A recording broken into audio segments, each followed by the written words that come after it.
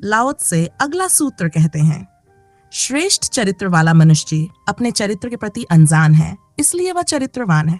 घटिया चरित्र वाला मनुष्य चरित्र बचाए रखने पर तुला है, इसलिए वह चरित्र से वंचित है।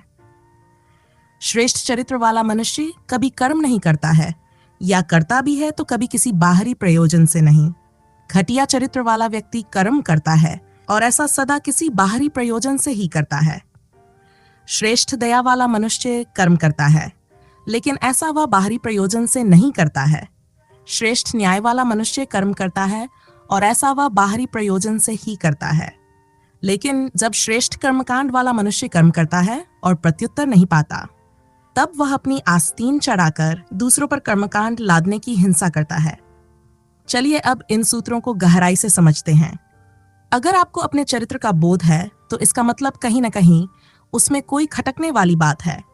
कोई चीज भीतर खटक रही है और यही खटकन आपको उसका बोध करा रही है। जैसे बीमारी का बोध होता है लेकिन स्वास्थ्य का नहीं।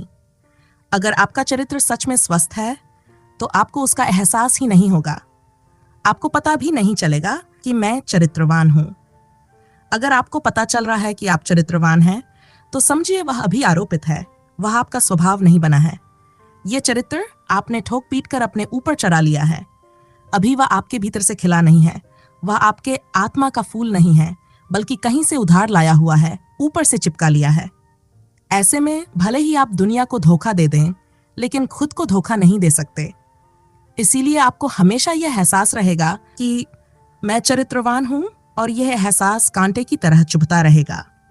आप देखेंगे कि चारों तरफ जो लोग चरित्रवान होने का दावा करते हैं, उनके चेहरे पर एक अकड़ रहती है।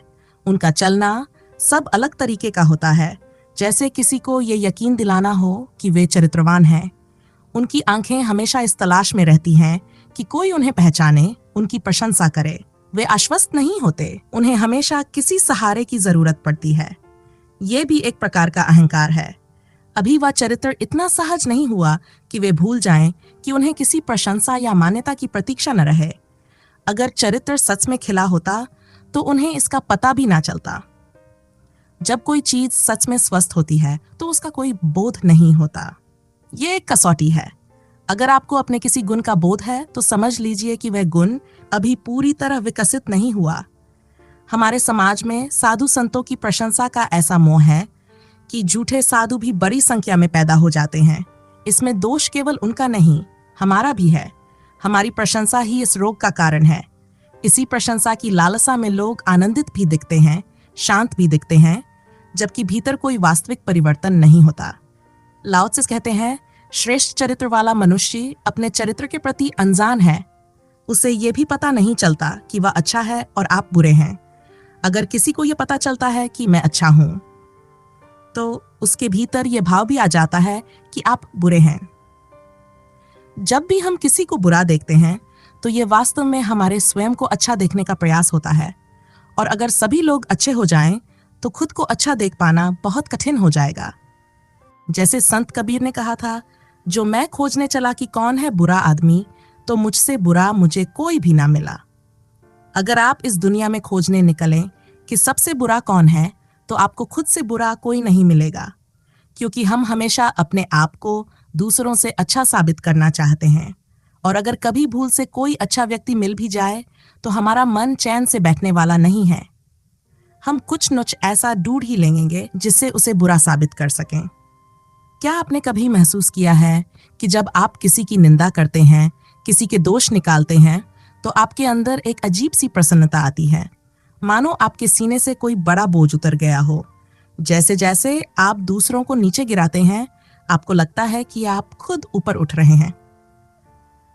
निंदा का रस इसी कारण इतना मीठा लगता है क्योंकि उसमें हमें यह आभास होता है कि हम अच्छे हैं। ये एक प्रकार से अच्छा लक्षण है कि हम अच्छे होना चाहते हैं। परंतु समस्या यह है कि हमने जो तरीका चुना है वह गलत है।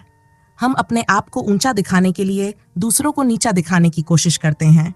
ये आत्मघाती तरीका है। इस राह पर चलकर हम कभी भी सच में अच्छे नहीं हो सकते।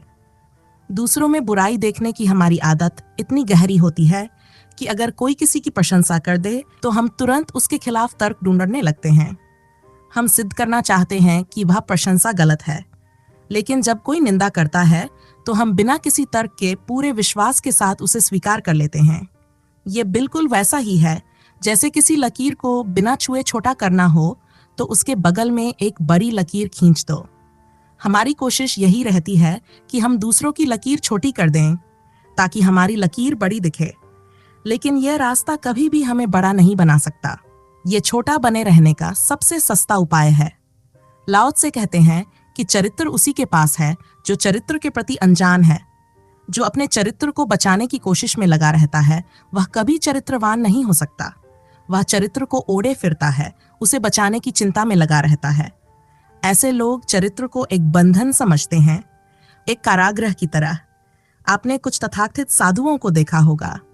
अगर कहीं कोई महिला दिख जाए तो उनकी आंखें झुक जाती हैं, जैसे महिला का दिखना ही उनके चरित्र के लिए खतरा हो।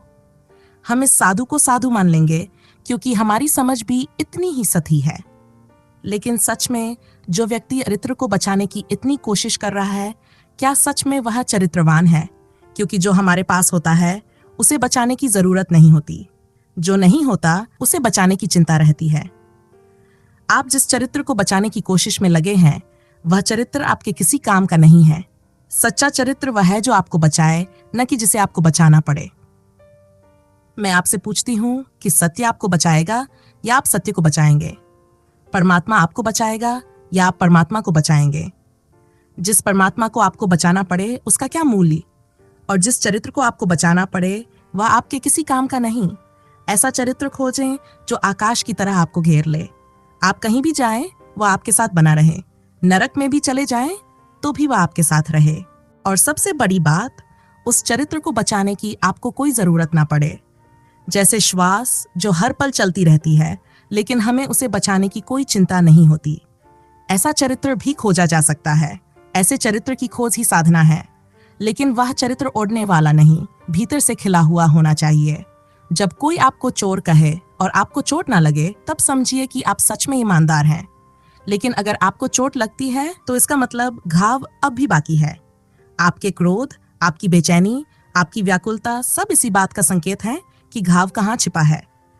और लोग भी ये जानते हैं कि जहां पट्टी बधी है वहीं घाव है, वे वहीं चोट करते हैं।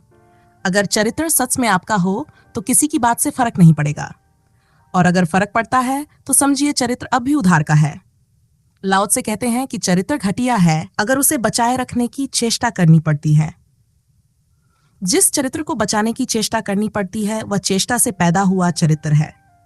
चरित्र दो प्रकार का होता है, एक तो सहज होता है, आपके भीतर की खिलावत से आता है, और एक होता है आरोपण जो आप बाहर से थोप लेते हैं। एक चरित्र धर्म का होता है और एक नीति का। नीति का चरित्र घाव की तरह होता है जो सिर्फ उपयोगिता के दृष्टिकोण से अपनाया जाता है। जो नीति से पैदा हुआ चरित्र है वह समाज में सफल होने, लोगों से टकराहट कम करने और महत्वाकांक्षा को तृप्त करने के लिए होता है। इसे समझें, अगर आपको चोरी करनी है तो मंदिर या मस्जिद जरूर जाना चाहिए। इससे लोग शक नहीं करेंगे कि आप चोर हो सकते हैं। अगर आपको बेईमानी करनी है तो ईमानदारी का गुणगान करना चाहिए। लोक प्रदर्शन में छोटे मोटे मौके पर ईमानदारी का दिखावा करना चाहिए। अगर आपको करोड़ों का शोषण करना है तो 1-2 लाख दान में खर्च करने चाहिए। इससे समाज में आपकी छवि सुरक्षित रहती है। जैसा कि इंग्लिश में कहा जाता है, honesty is the best policy. ये सच में एक पॉलिसी है, ईमानदारी नहीं। जो होशियार लोग हैं वे इसी ईमानदारी की आड़ में बेईमानी करते हैं। नासमझ लोग सीधे बेईमानी करते हैं और पकड़े जाते हैं। समझदार लोग ईमानदारी के द्वारा ही बेईमानी कर लेते हैं। नीति का चरित्र समाज में कुशलता से जीने की कला है, एक आवरण है। भीतर का मनुष्य अलग होता है और बाहर का आवरण अलग। जो व्यक्ति ब्रह्मचर्य की बात जोर से करता है उसके भीतर कामवासना जोर से धक्के मार रही होती है। जो सत्य की चर्चा बार बार करता है, समझ लेना कि झूठ बोलने की तैयारी है। ये आवरण केवल दूसरों को ही नहीं, स्वयं को भी धोखा देने के लिए होता है।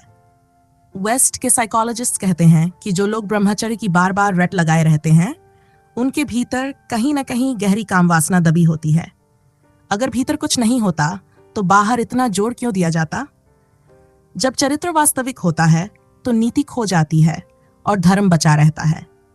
नीति का अर्थ है दूसरों को देखकर अपने व्यवहार को अनुशासित करना। धर्म का अर्थ है जीवन के परम नियम के साथ बहना। नीति हमेशा समाज के अनुकूल होती है, व्यवस्था के साथ चलती है, क्योंकि व्यवस्था में ही सुरक्षित रह सकते हैं, महत्वाकांक्षा पूरी हो सकती है। पर धर्म का व्यक्ति व्यवस्था के अनुकूल नहीं चलता, वह तो परम नियम के साथ एकता साधता है। बुद्ध, जीसस, कृष्ण, लाओ त्से जैसे लोग अगर समाज में सहज रूप से स्वीकार कर लिए जाएं, तो समझना कि वह समाज धार्मिक है, अगर नहीं तो समाज अधार्मिक है। लेकिन आपके महात्मा मौलवी समाज के सांचे में डले हुए मिलते हैं। उनकी पहचान और प्रतिष्ठा समाज से ही मिलती है, क्योंकि उन्होंने अपने आप को समाज की नीति के अनुसार डाल लिया है। अगर आपका चरित्र समाज को देखकर बना है तो वह चरित्र बहुत काम का नहीं है, वह एक औपचारिकता है, एक व्यवहार कुशलता है। सच्चा चरित्र वह है जो प्रकृति के साथ एक हो, जीवन के परम नियम के साथ बहे। समाज के साथ एकता साधने से जो चरित्र मिलता है वह डकोसला होता है, उसे बचाने की चेष्टा करनी पड़ती है, बोझ बन जाता है जिसे आप किसी भी क्षण उतारकर हल्के होना चाहेंगे, पर मजबूरी है, उसे उतारना महंगा पड़ता है। बड़े बड़े स्वार्थ जुड़े होते हैं, असुरक्षा आ जाती है, इसलिए उसे ढोते रहते हैं। धीरे धीरे इस बोझ की आदत पड़ जाती है। फिर अगर कोई कहे कि इसे उतार दो तो वह दुश्मन लगता है, क्योंकि बोझ भी संपत्ति जैसा लगने लगता है। जो चरित्र समाज के अनुसार डाला गया है वह संपत्ति नहीं। उस चरित्र की तलाश करें जो जीवन की धारा के साथ एकता खोजे। लाओ त्से उसी जीवन के नियम को ताओ कहते हैं। लेकिन हम सब सत्ता की खोज में हैं, सत्य की खोज में नहीं हैं, शक्ति की खोज में हैं। उस शक्ति की खोज में हम जो चरित्र निर्मित करते हैं वह धोखा है, प्रवंचना है। सत्य की जो खोज करता है उसके जीवन में एक चरित्र आना शुरू होता है। जैसे फूलों में सुगंध है वैसा ही उसका जीवन होता है। उसमें कर्तृत्व खो जाता है, वह कुछ करता नहीं, उससे कुछ होता है। जैन फकीर रिंजाई कहा करते थे कि बुद्ध को जब ज्ञान हुआ उसके बाद उन्होंने कुछ भी नहीं किया। पर कहानी तो साफ है कि 40 साल तक वे गांव गांव गए, लोगों को समझाया, ज्ञान के लिए जगाया। ना मालूम कितनों की प्यास तृप्त की, ना मालूम कितनों में सोई प्यास को जगाया और अतृप्त किया। 40 वर्ष अथक भटकन थी, श्रम था। और रिंजाई कहते थे कि बुद्ध ने ज्ञान के बाद कुछ भी नहीं किया। तो उनके भक्त उनसे पूछते थे कि आप बार बार ऐसा क्यों कहते हो? हमें पता है कि बुद्ध 40 साल तक अथक श्रम में लगे रहे। तो रिंजाई कहते थे वह तुम्हें लगता है कि श्रम था, वह बुद्ध की सुगंध थी। उन्होंने कुछ किया नहीं, उनसे हुआ। ज्ञान के पहले उन्होंने कुछ किया, लेकिन ज्ञान के बाद उनसे कुछ हुआ। इस करने और होने में सारा फर्क है। एक तो है जब आप करते हैं, कुछ सोचते हैं, योजना बनाते हैं, व्यवस्था जुटाते हैं, फिर करने में लगते हैं, वह आपकी अहंकार की ही यात्रा है। और एक जब आप खुले हैं और जहां भी जो भी जीवन की धारा आपसे करवाना चाहे करवा ले। आप सिर्फ तैयार है बहने को। न आपकी कोई मंजिल है, न कोई प्रयोजन है, न कोई आग्रह है कि ऐसा हो। फिर आपको कोई दुखी भी नहीं कर सकता, क्योंकि जिसका कोई आग्रह नहीं उसे कोई विफलता उपलब्ध नहीं होती। और जो कहीं पहुंचना ही नहीं चाहता वह कहीं भी पहुंच जाए, वही मंजिल है। कहीं ना भी पहुंचे तो भी मंजिल है, उसकी मंजिल उसके साथ ही है, उसे कहीं अब असफलता नहीं हो सकती। महात्मा बुद्ध के जीवन में कुछ हो रहा है, वह हो रहा है, किया नहीं है, वह बस होना है। वह एक नैसर्गिक प्रवाह है। जिस दिन चरित्र का जन्म होता है उसी दिन कर्ता खो जाता है। हमारा तो मजा यह है कि हम अपने चरित्र के भी करता हैं, वह भी हम कोशिश कर करके आयोजित करते हैं, उसे भी हम बिठाते हैं। जैसा घर बनाते हैं एक एक ईंट रखकर, ऐसा ही हम अपना चरित्र भी बनाते हैं। लाओ त्से की चरित्र की धारणा सहजता की धारणा है। सारा जगत सहज है। मैंने एक कहानी सुनी है कि एक बार अंधकार ने परमात्मा को जाकर कहा कि यह सूरज मेरे पीछे क्यों पड़ा है? आखिर मैंने इसका कुछ भी बिगाड़ा नहीं और यह रोज सुबह हाजिर हो जाता है। मैं रात भर विश्राम भी नहीं कर पाता, इसके भय से ही पीड़ित होता हूं। सुबह फिर हाजिर है, फिर भाग दौड़ शुरू हो जाती है। तो परमात्मा ने, कहानी है कि सूरज को बुलाया और पूछा कि तुम अंधेरे के पीछे क्यों पड़े हो? सूरज ने कहा, यह अंधेरा कौन है? इसे मैं जानता ही नहीं, इससे मेरी कोई मुलाकात ही अब तक नहीं हुई। आप उसे मेरे सामने ही बुला दें ताकि मैं उसे पहचान लूं और फिर कभी ऐसी भूल ना करूंगा। पर वह अब तक नहीं हो सका, क्योंकि अंधेरे को सूरज के सामने कैसे लाया जाए? कहते हैं भगवान सर्वशक्तिशाली है, लेकिन अंधेरे को सूरज के सामने वह भी ला नहीं सकता। वह बात वहीं की वहीं फाइल में पड़ी है। जिस सूरज को पता ही नहीं कि अंधेरा भी है, उसको क्या अहंकार होगा कि मैं अंधेरे को हटाता हूं? सूरज अपने स्वभाव से प्रकाशित है, अंधेरा अपने स्वभाव से भागा हुआ है। ठीक जीवन की धारा में अपने को छोड़ देने वाला व्यक्ति, ताओ को, धर्म को उपलब्ध व्यक्ति कुछ करता नहीं। उससे जो होता है। फिर कुछ बुरा भी नहीं है और भला भी नहीं है, क्योंकि जब हम करते हैं तब बुरा और भला होता है। फिर कोई पुरस्कार और हानि का सवाल नहीं है, क्योंकि हम नहीं हैं। और जिस जीवन ने हमारे भीतर से किया है वही पुरस्कार का हिसाब रखे और वही हानियों का हिसाब रखे। हम बीच से हट गए, और जब कर्तृत्व का भाव खो जाता है तो अस्मिता नहीं रह जाती। जहां अहंकार नहीं है वहां ब्रह्म, वहां परम ऊर्जा प्रकट होती है। लाओ से आगे कहते हैं, श्रेष्ठ चरित्र वाला मनुष्य कभी कर्म नहीं करता, या करता भी है तो कभी किसी बाहरी प्रयोजन से नहीं। जैसे श्री कृष्ण हमें दिखते हैं कि वे कर्म कर रहे हैं। उन्होंने कहा भी कि मैं अस्त्र नहीं उठाऊंगा, शस्त्र नहीं उठाऊंगा। फिर भी एक क्षण ऐसा आता है जब वे सुदर्शन चक्र उठा लेते हैं। हमारे दृष्टिकोण से कर्म हो रहा है, स्पष्ट दिखाई पड़ता है। लाओ से कहते हैं, या करता भी है तो भी किसी बाहरी प्रयोजन से नहीं। श्री कृष्ण ने वचन दिया कि वे शस्त्र नहीं उठाएंगे, फिर भी उठा लिया। हमारे लिए ये गड़बड़ है। ये कैसा व्यक्ति है जो वचन का भी पालन नहीं करता? ऐसे व्यक्ति के आश्वासन का क्या मूल्य? फिर भी हिंदू उन्हें पूर्ण अवतार मानते हैं। ये कैसे संभव है?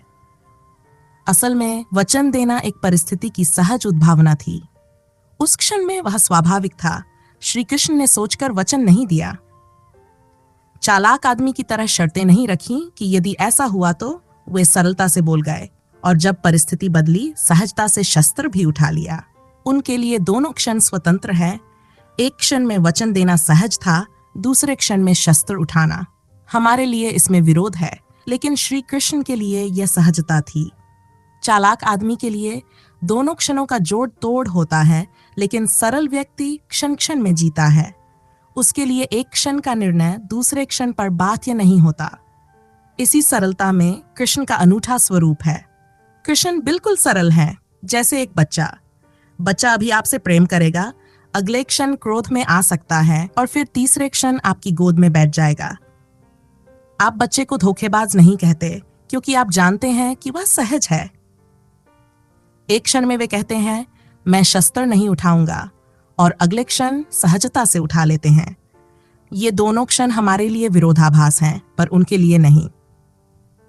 जब हमें ये विरोध ना दिखे तब समझना कि हमने भी चरित्र को समझ लिया है। हिंदू भी कृष्ण को पूरी तरह समझ नहीं पाते। जब दूसरे धर्मों के लोग सवाल उठाते हैं तो हिंदू विचारकों को जवाब देने में कठिनाई होती है।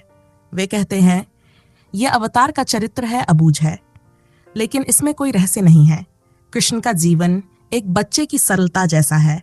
इसमें कोई चालाकी नहीं है, कोई योजना नहीं है। अगर कृष्ण ने शस्त्र उठाया तो किसी बड़े प्रयोजन से नहीं, वह सहजता से हुआ। ना कोई पूर्व योजना थी, ना कोई पछतावा। उनके कृत्य उनकी चेतना का स्वाभाविक प्रवाह थे। कृष्ण का जीवन एक नदी की तरह है जो बहती है। रास्ते में जो भी अवरोध मिलते हैं उसे पार करते हुए सहजता से बहती जाती है। पूरब या पश्चिम, जहां भी राह मिलती है, बहती रहती है। उसके बहाव में कोई पूर्व निर्धारित लक्ष्य नहीं है। सागर तक पहुंचना उसका ध्येय नहीं है, बल्कि स्वभाव की परिणति है। कृष्ण का जीवन भी ऐसे ही स्वभाव की सहज धारा है। ना कोई बांध है, ना कोई पूर्वाग्रह। जीवन जहां ले जाए वे बहते जाते हैं। उनके लिए ना कोई बंधन है, ना कोई बाध्यता। यही है सच्चा जीवन, स्वभाव की सहजता में बहना, बिना किसी प्रयोजन के, बिना किसी योजना के। लाओ से कहते हैं, कर्मकांड वाला मनुष्य कर्म करता है, बाहरी प्रयोजन से करता है, और अगर प्रत्युत्तर नहीं पाता तब वह अपनी आस्तीन चढ़ाकर दूसरों पर कर्मकांड लादने की हिंसा भी करता है। दुनिया में 3 तरह के मनुष्य हैं। एक, जो धर्म को उपलब्ध है, वह इसलिए कर्म करता है क्योंकि उसके पास इतना अधिक है कि वह बांटता है। दूसरा, न्यायपूर्ण, वह इसलिए कर्म करता है कि कहीं जरूरत है, कोई बाहरी प्रयोजन है जिसे पूरा करना है। और तीसरा, कर्मकांड वाला व्यक्ति, वह ना केवल करता है बाहरी प्रयोजन से, लेकिन अगर आप उसे ना करने दें तो वह जबरदस्ती भी करेगा, लेकिन करके रहेगा। आप कई बार अच्छा करने में बुरे सिद्ध होते हैं क्योंकि आप अपने को इतना सही मानकर बैठे हुए हैं और आपका अहंकार इतना मजबूत हो गया है कि अगर आपको दूसरे को चोट और नुकसान भी पहुंचाना पड़े तो भी आप दया करके रहेंगे। आप दया नहीं छोड़ सकते। अब जैसे समझें, मुसलमानों ने हिंदुस्तान में ना मालूम कितने मंदिर तोड़ डाले, कितनी मूर्तियां गिरा दी इन 1000 सालों में। उन्होंने किस कारण ऐसा किया? वह तीसरी कोटि का कर्मकांड वाले व्यक्तित्व के कारण। मुसलमान मानता है कि परमात्मा की कोई प्रतिमा नहीं है। इस मानने में जरा भी बुराई नहीं है, एकदम सही है बात। लेकिन जब पागल इस बात को मान लेता है कि परमात्मा की कोई प्रतिमा नहीं है तो वह समझाने तक ही राजी नहीं रहेगा।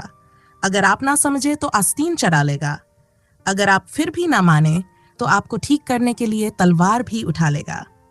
आपकी मूर्ति तोड़कर रहेगा। अच्छा करने की आतुरता इतनी अधिक है कि अगर बुराई भी करनी पड़े उस अच्छा करने के लिए तो भी वह करेगा। इसलिए दुनिया में इस्लाम के नाम पर जितने पाप होते हैं और किसी धर्म के नाम पर नहीं होते, क्योंकि अच्छा करने का इतना भाव रहता है कि फिर बुराई बुराई नहीं दिखाई पड़ती और लगता है ये तो हम अच्छा करने के लिए कर रहे हैं।